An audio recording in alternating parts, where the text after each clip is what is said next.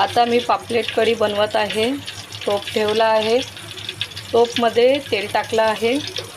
हे मी थोडेसे कढीपत्ता ॲड करते, एक चिरलेली मिरची आहे, 2-3 कोकम टाकते आहे।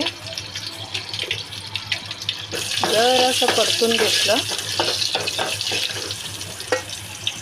हा मसाला ॲड करते आहे, जो आपण कांदा, टोमॅटो, मिरची जो वाटला होता तो मसाला ॲड करते। जरासं हलकं परतून घेऊया। जराशी लाल तिखट, जराशी हळद, जरासे धनेपूड, हलकं परतून घेऊया। सगळं तेल सुटेपर्यंत, व्यवस्थित एकजीव होईपर्यंत। मसाला आपला चांगला तेल सोडला आहे। आता मी ह्याच्यात ॲड करत आहे आपली पापलेट, जी मी व्यवस्थित धुवून वगैरे ठेवलेली।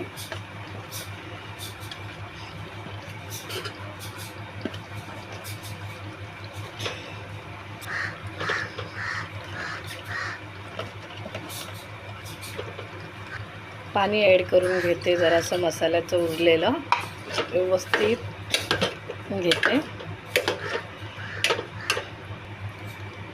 पाणी थोडं ॲड करून चवीपुरतं मीठ घालते, परतून घेऊया।